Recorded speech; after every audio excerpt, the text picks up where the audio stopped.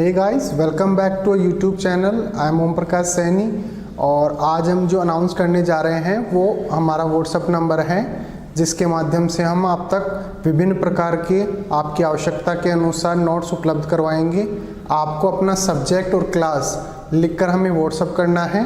आपको तुरंत आपके सब्जेक्ट के और आपकी क्लास के पूरे नोट्स जो भी अवेलेबल होंगे वो सेंड कर दिए जाएंगे। हमारे जो व्हाट्सएप नंबर रहेंगे वो हैं 86 96 60 85 41। आप इस नंबर पर हमें व्हाट्सएप कर सकते हैं। आप इस पर कॉल ना करें, कॉल रिसीव नहीं कर पाएंगे क्योंकि काफ़ी स्टूडेंट्स होते हैं वो कंटिन्यूसली इस पर कॉल करते हैं। Thank you so much. परिचय। सुमित और उसकी मां खिड़की पर खड़े होकर बाहर की ओर देख रहे हैं। मौसम सुहाना लग रहा है और मौसम की पहली वर्षा होने की संभावना है। अचानक वर्षा शुरू हो गई। सुमित अपनी मां से बाहर जाने और बारिश का आनंद उठाने की आज्ञा मांगता है, परंतु उसकी मां ने उसे बारिश में बाहर जाने की आज्ञा नहीं दी। उन्होंने कहा कि पहली वर्षा अम्लीय वर्षा हो सकती है और अम्लीय वर्षा हमारे लिए नुकसानदायक होती है। सुमित को उस विषय में कोई भी जानकारी नहीं थी और उसने उनसे पूछा, अम्लीय वर्षा क्या होती है? उन्होंने उत्तर दिया कि वातावरण में बहुत से प्रदूषित कण जैसे कार्बन, सल्फर और नाइट्रोजन आदि मौजूद रहते हैं। ये कण पानी की बूंदों के साथ अपचयोपचय अभिक्रियाएं करते हैं और उन्हें अम्लीय वर्षा में परिवर्तित कर देते हैं। विद्यार्थियों, अपचयोपचय अभिक्रियाएं हमारे चारों ओर हैं। ईंधन का जलना, भोजन का पचना, जैव पदार्थों का सड़ना अपचयोपचय अभिक्रियाओं के कुछ उदाहरण हैं। आज हम अपचयोपचय अभिक्रियाओं के विषय में और अधिक चर्चा करेंगे। उद्देश्य।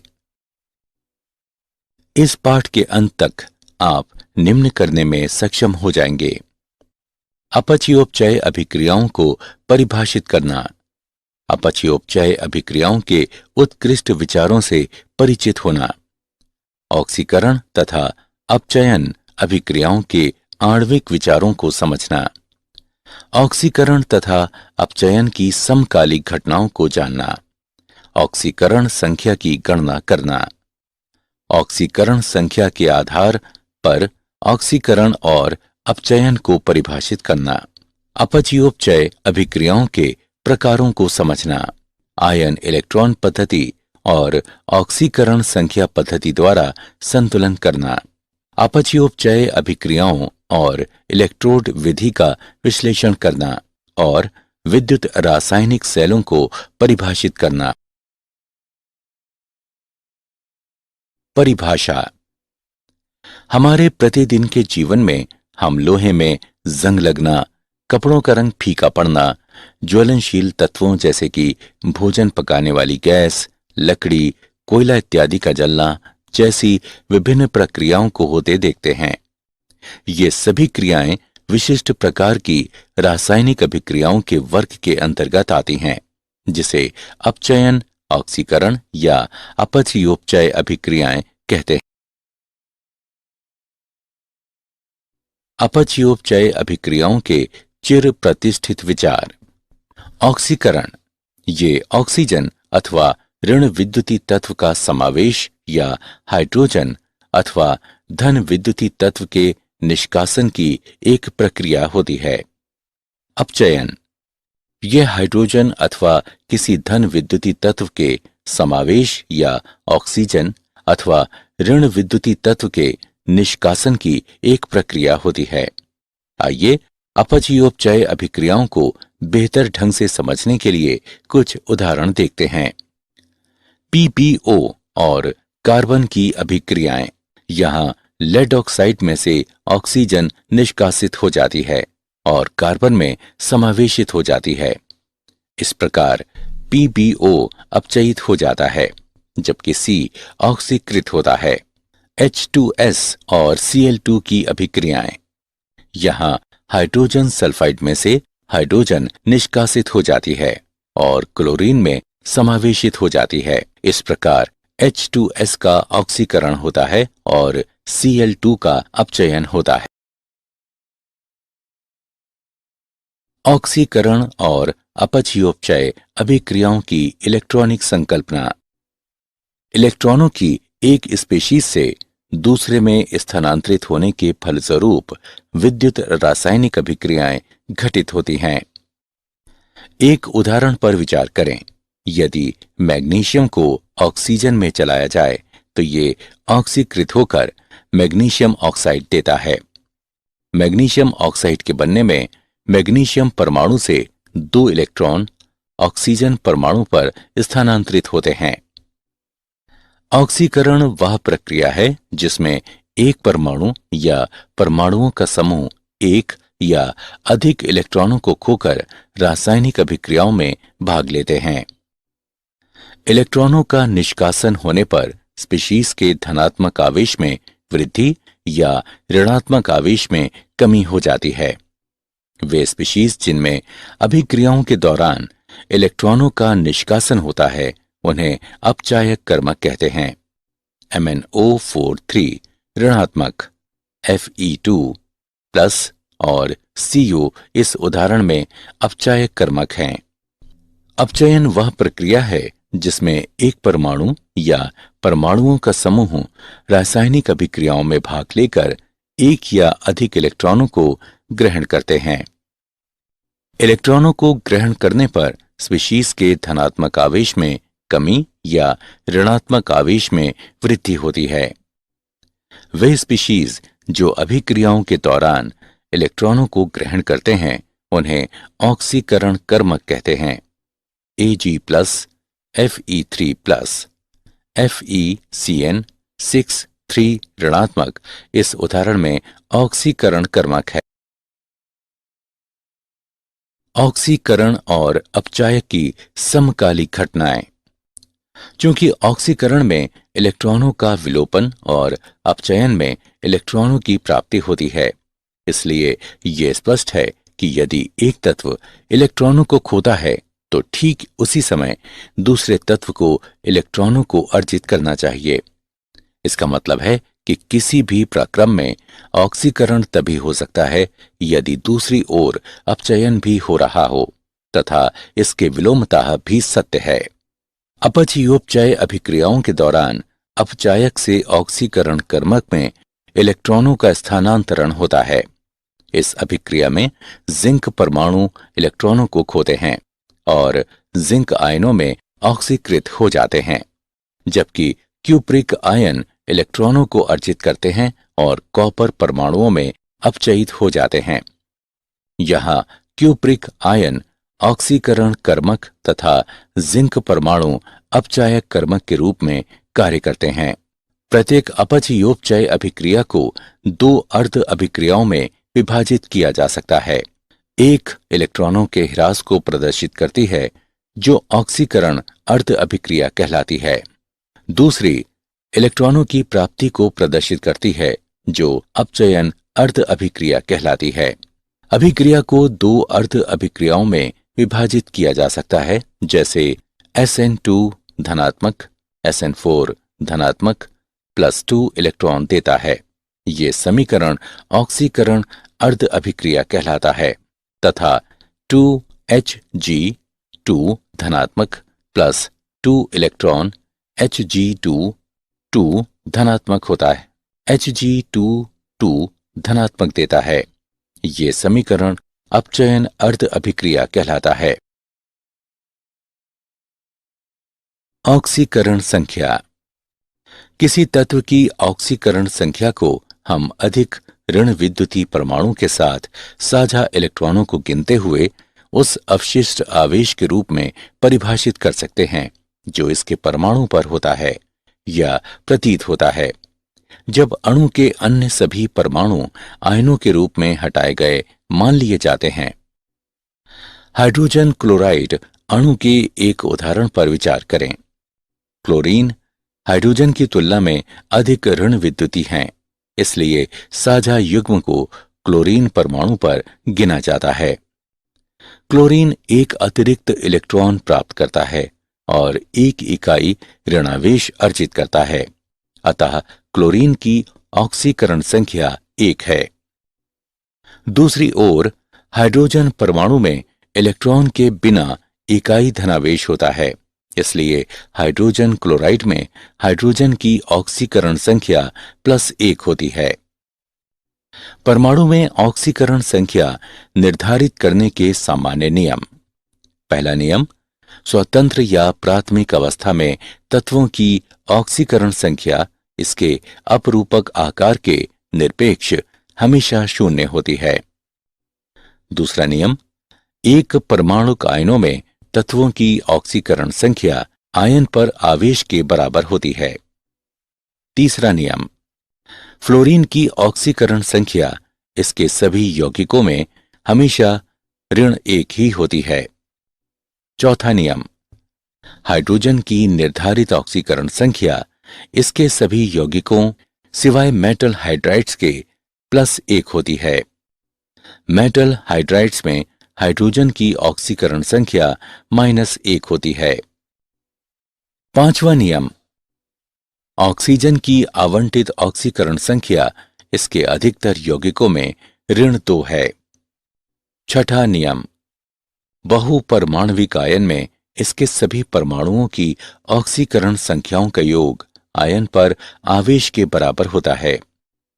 सातवां नियम, मेटल और नॉन मेटल के दोहरे यौगिकों में मेटल परमाणु की ऑक्सीकरण संख्या धनात्मक होती है, जबकि नॉन मेटल परमाणु की ऑक्सीकरण संख्या ऋणात्मक होती है। आठवां नियम, नॉन मेटल्स के दोहरे यौगिकों में अधिक ऋण विद्युतीय परमाणु की ऋणात्मक ऑक्सीकरण संख्या, जबकि कम ऋण विद्युतीय परमाणु की धनात्मक ऑक्सीकरण संख्या होती है। ऑक्सीकरण संख्या के संदर्भ में ऑक्सीकरण और अपचयन। ऑक्सीकरण को हम उस रासायनिक प्रक्रिया के रूप में परिभाषित करते हैं जिसमें तत्वों की ऑक्सीकरण संख्या बढ़ती है। अपचयन को हम उस रासायनिक प्रक्रिया के रूप में परिभाषित कर सकते हैं जिसमें तत्वों की ऑक्सीकरण संख्या घटती है। हाइड्रोजन सल्फाइड तथा ब्रोमीन के बीच अभिक्रिया पर विचार करें जो हाइड्रोजन ब्रोमाइड और सल्फर देती है। ब्रोमीन की ऑक्सीकरण संख्या 0 से घटकर ऋण 1 हो जाती है, अतः ये अपचयित हो जाता है। S की ऑक्सीकरण संख्या ऋण 2 से बढ़कर 0 हो जाती है, अतः H2S ऑक्सीकृत हुआ है। ऑक्सीकारक कर्मक ऐसा पदार्थ होता है जिसके एक या अधिक तत्वों की ऑक्सीकरण संख्या में घटोत्तरी होती है। अपचायक कर्मक ऐसा पदार्थ होता है जिसके एक या अधिक तत्वों की ऑक्सीकरण संख्या में बढ़ोतरी होती है। इस उदाहरण में H2S अपचायक कर्मक जबकि Br2 ऑक्सीकारक कर्मक है। अपचयोपचय अभिक्रियाओं के प्रकार। योग अभिक्रियाएं। योग अभिक्रियाएं तब होती हैं जब 2 अभिकारक संयुक्त होकर एक उत्पाद बनाते हैं। मैग्नीशियम की वायु से अभिक्रिया इसका एक अच्छा उदाहरण है। अपघटन अभिक्रियाएं। अपघटन अभिक्रियाएं तब होती हैं जब एक अभिकारक विखंडित होकर 2 उत्पाद बनाता है। मरकरी ऑक्साइड का अपघटित होकर तत्व मरकरी तथा ऑक्सीजन देना इसका एक अच्छा उदाहरण है। विस्थापन अभिक्रियाएं। विस्थापन अभिक्रियाएं तब होती हैं जब एक तत्व किसी रासायनिक अभिक्रिया के दौरान किसी यौगिक से अन्य तत्व को विस्थापित कर देता है। सोडियम की जल से अभिक्रिया इसका एक अच्छा उदाहरण है। असमानुपातन अभिक्रियाएं।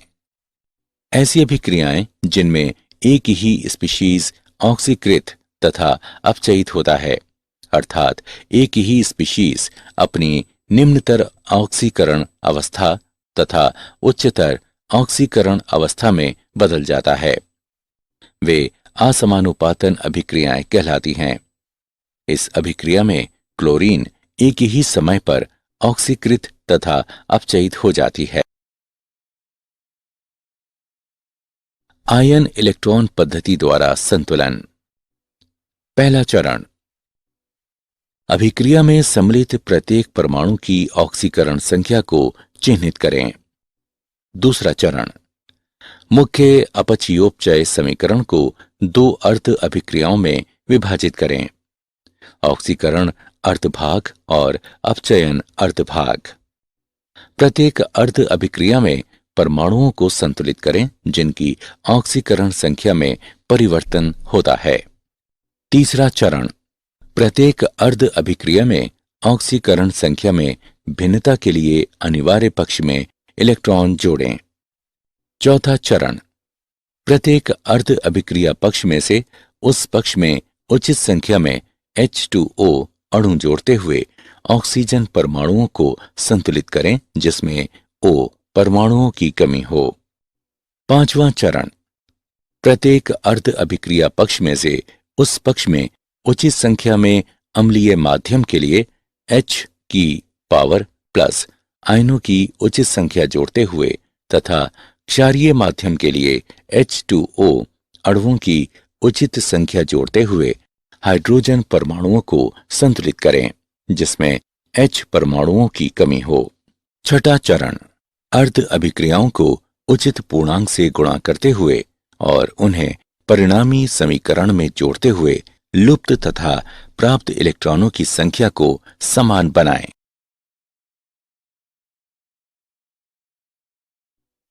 ऑक्सीकरण संख्या पद्धति द्वारा संतुलन। चरण 1, सबसे पहले ये तय करें कि अभिक्रिया अपचयोपचय अभिक्रिया है कि नहीं। अपचयोपचय अभिक्रिया में कम से कम एक परमाणु की ऑक्सीकरण संख्या परिवर्तित होगी। चरण 2, ऐसे परमाणुओं की ऑक्सीकरण संख्याएं लिखें जिनकी ऑक्सीकरण संख्याओं में परिवर्तन हुआ है और परिवर्तन की इकाइयों की संख्या नोट करें। चरण 3, ऑक्सीकारक तथा अपचायक के अणुओं का अनुपात, अपचायक की ऑक्सीकरण संख्या में परिवर्तन तथा ऑक्सीकारक की ऑक्सीकरण संख्या में परिवर्तन के समान निर्धारित होना चाहिए। यदि अनुपात सरल नहीं है तो इसे सरल बनाएं। चरण 4, उपरोक्त अनुपात से समीकरण के बाएं पक्ष पर ऑक्सीकारक तथा अपचायक अणुओं के गुणांक निश्चित करें और इससे समीकरण के दाएं पक्ष पर उत्पाद अणुओं के गुणांक निर्धारित करें। उदाहरण, आइए समीकरण के संतुलन का एक उदाहरण देखते हैं। ऑक्सीकरण संख्या का प्रयोग करते हुए दिए गए समीकरण को संतुलित करें। आइए समाधान देखते हैं। यहां दिया गया है समीकरण HNO3 जमा H2S देता है NO जमा S। चरण 1, पहले हम N तथा S के लिए ऑक्सीकरण संख्या निर्धारित करेंगे। चरण 2, अब HNO3 के गुणांक को 2 से तथा H2S को 3 से गुणा करेंगे। चरण 3, अब हम दाएं पक्ष में 4H2O जोड़ते हुए O को संतुलित करेंगे। H परमाणु पहले से ही संतुलित है, इसलिए संतुलित समीकरण निम्न होगा। 2HNO3 जमा 3H2S जो देता है 2NO जमा 3S जमा 4H2O। अपचयोपचय अभिक्रियाएं और इलेक्ट्रोड प्रक्रम।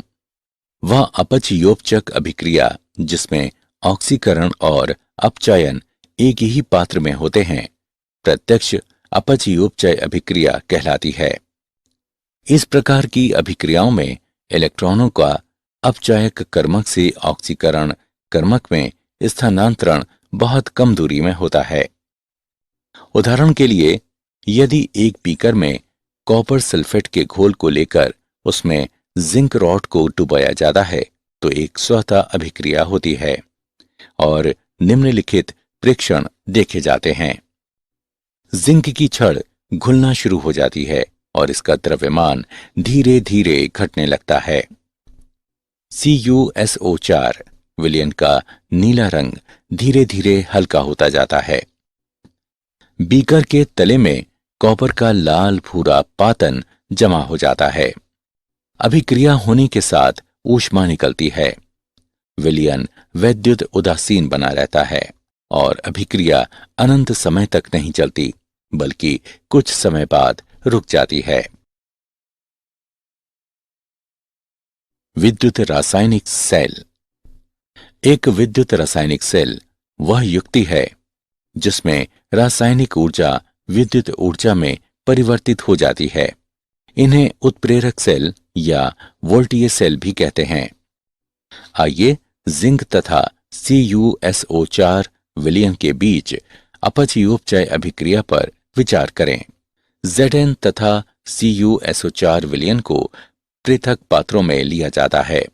जिंक की छड़ को ZnSO4 विलयन में इस प्रकार डुबोया जाता है कि Zn तथा Zn2+ जिंक की छड़ को ZnSO4 विलयन में इस प्रकार डुबोया जाता है कि Zn तथा Zn2+ अंतरा पृष्ठ पर संपर्क में आए। कॉपर की छड़ को CuSO4 विलयन में इस प्रकार डुबोया जाता है कि Cu और इसके ऑक्सीकृत रूप Cu2+ आयनों के बीच संपर्क बने।